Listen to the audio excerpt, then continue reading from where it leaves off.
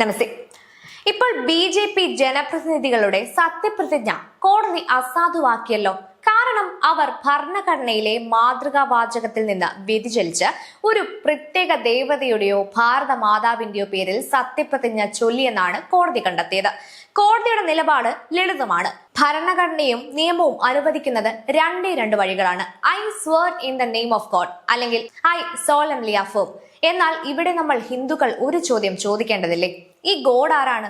Indian കോടതികൾ മുൻപ് വിധിച്ചിട്ടുള്ളത് അള്ളാ എന്ന പേരിൽ സത്യപ്രതിജ്ഞ സാധുവാണ് എന്നാണെന്ന് ഇന്റർനെറ്റ് പറയുന്നു. തെറ്റാണെങ്കിൽ നിയമജ്ഞർ തിരുത്തുക. കാരണം അള്ളാ എന്നത് ഗോഡ് എന്ന ആശയത്തിന്റെ അറബി പദമാണത്രേ. അപ്പോൾ ഇവിടെ നിന്നല്ലേ ചർച്ച തുടങ്ങേണ്ടത്? കാരണം ഭാരതീയ ദാർശനിക പാരമ്പര്യത്തിൽ ഗോഡ് എന്ന ഏകപദ സങ്കല്പം അത്ര ലളിതമല്ല. വിശദീകരിക്കാം. ദൈവം എന്ന പദം ഭാരതീയമാണോ? ഭാരതീയ ചിന്തയിൽ ദൈവം, ദേവൻ, ഭഗവാൻ, ഭഗവതി, ഈശ്വരൻ, ബ്രഹ്മം എന്നിവ ഒരേ അർത്ഥമുള്ള പദങ്ങളല്ല. ഉപനിഷത്തുകൾ പറയുന്നത് എന്താണ്? മാതൃദേവോഭവ, പിതൃദേവോഭവ, ആചാര്യ ദേവോഭവ എന്നാണ്. അതാണ് മാതാ പിതാ ഗുരു ദൈവം എന്ന് നമ്മൾ പറയുന്നത്. ഇവിടെയും മാതാവും പിതാവും ഗുരുവും പ്രപഞ്ച സൃഷ്ടികളല്ല, എന്നാൽ ജീവിതത്തെ ഉയർത്തുന്ന സത്തകളാണ്. അതുകൊണ്ട് ഭാരതീയ സംസ്കാരത്തിൽ ദൈവം എന്നത് വെറും ക്രിയേറ്റഡ് ഗോഡല്ല, മനുഷ്യനെ അവന്റെ നിലവാരത്തിൽ നിന്ന് ഉയർത്തുന്ന ദൈവിക ഗുണങ്ങളുടെ പ്രതീകമായ ഏതൊരു സത്തയുമാകാം. അപ്പോൾ ഭഗവാനും ഈശ്വരനും ബ്രഹ്മവും എല്ലാം ഒന്നാണോ? ഭാരതീയ ദർശനത്തിലെ ഏറ്റവും വലിയ ആശയക്കുഴപ്പം നമ്മൾ ആധുനിക ഹിന്ദുക്കൾ ഇവയെ ഒന്നാക്കി വായിക്കുന്നതാണ്. അദ്വൈത വേദത്തിൽ എന്താണ്? ബ്രഹ്മമാണ് പരമസത്യം. അതിന് രൂപമില്ല, പേരില്ല, ഗുണമില്ല, അതിരുകളില്ല. അത് സർവവ്യാപിയായ ചൈതന്യമാണ്. ഈശ്വരൻ എന്നത് അതേ ബ്രഹ്മം മനുഷ്യന് മനസ്സിലാവുന്ന തലത്തിൽ മായയോട് ചേർന്ന് അനുഭവപ്പെടുന്ന സഗുണാത്മക സങ്കല്പമാണ്. ഭഗവാൻ എന്നത് മനുഷ്യൻ ദൈവികതയെ ഒരു വ്യക്തിയിലൂടെയോ അനുഭവിക്കുന്ന രൂപമാണ്. അതിനാൽ അദ്വൈതം പറയുന്നത് എന്താണെന്നാൽ എല്ലാം ബ്രഹ്മമാണെന്നാണ്. എന്നാൽ അതേസമയം ക്ഷേത്രങ്ങളും ദേവതകളും ഭക്തിയും ഭാരതീയ പാരമ്പര്യം നിലനിർത്താനുള്ള സങ്കേതങ്ങളാണ്. എന്തുകൊണ്ടാണ് ദൈവാരാധന പ്രബലമായിരിക്കുന്നത്? കാരണം മനുഷ്യ മനസ്സ് അബ്സ്ട്രാക്റ്റഡ് സത്യങ്ങളെക്കാൾ പ്രതീക്ഷകളുമായി ബന്ധപ്പെട്ടിരിക്കുന്നു.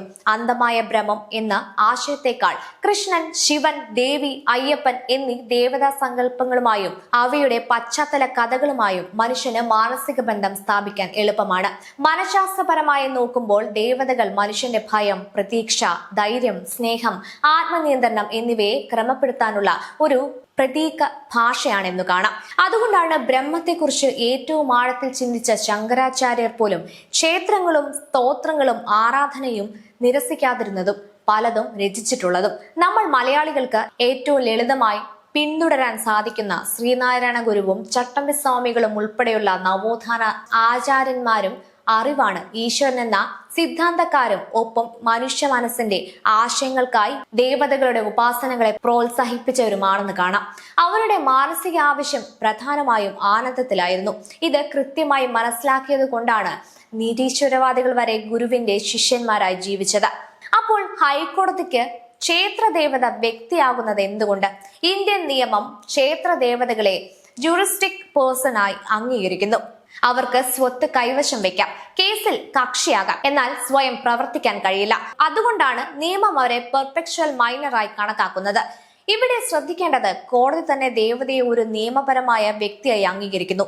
എന്നാൽ അതേ നിയമ സംവിധാനം സത്യപ്രതിജ്ഞയിൽ ആ ദേവതയുടെ പേര് ഉപയോഗിക്കുന്നത് എതിർക്കുന്നു.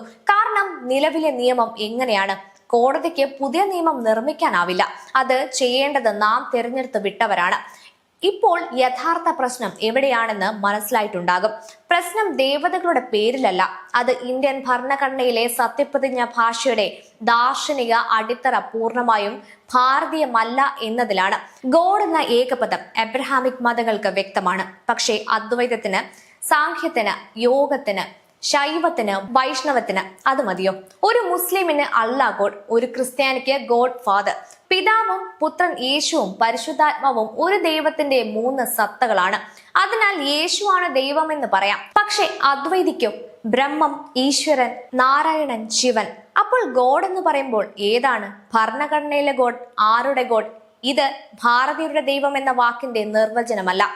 ഇവിടെ യേശുവിന്റെ പേര്, അള്ളാഹുവിന്റെ പേര് ഏതെങ്കിലും ഹിന്ദു ദേവതകളുടെയോ ഗുരുക്കന്മാരുടെ പേര് എന്നിവ ഉപയോഗിച്ചാൽ സെമറ്റിക് മതങ്ങൾക്ക് വാലിഡിറ്റി കിട്ടുന്നു, ഹിന്ദുക്കൾക്ക് കിട്ടുന്നില്ല. ഇവിടെയാണ് നമ്മൾ ഈ വിവേചനം അസ്വസ്ഥമാക്കേണ്ടത്. സമാനമായ കേസുകളിൽ അള്ളാഹുവിന്റെ നാമം ഉപയോഗിച്ച വിഷയം കോടതിയിൽ ചെന്നതായി മുകളിൽ പറഞ്ഞല്ലോ. അപ്പോൾ കോടതി പറഞ്ഞത് എന്താണ്? അള്ളാഹു എന്നത് ദൈവം എന്ന ആശയത്തിന്റെ അറബി ഭാഷാപരമായ രൂപമാണെന്ന്. ആണോ? നമ്മൾ കേൾക്കുന്നത് എന്താണ്? യാ ഇലാഹ ഇല്ലല്ലാ എന്നല്ലേ?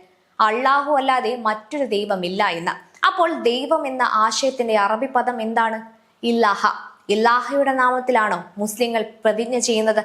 അള്ളാഹു എന്നത് അറബിയിലെ ഒരു ഗോത്ര ദൈവത്തെ ഏകദൈവമായി അറബിയിലെ മുഹമ്മദ് എന്ന പ്രവാചകൻ ഉയർത്തിയതാണ്.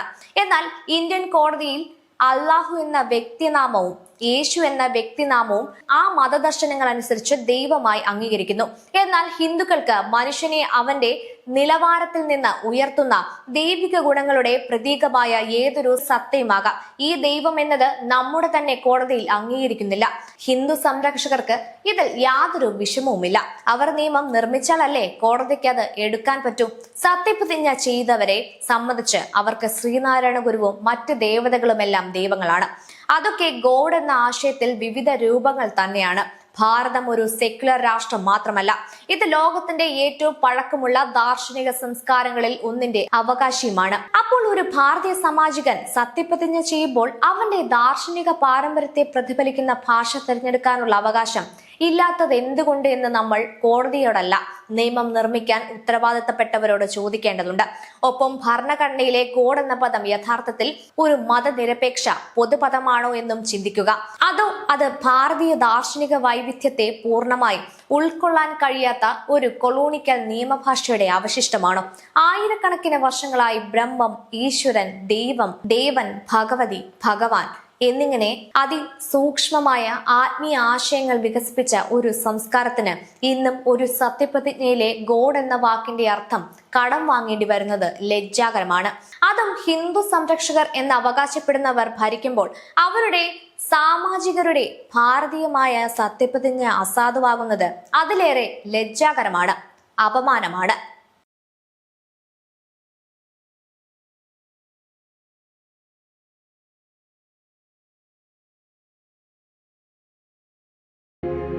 हिन्दुरक्षा मम दीक्षा।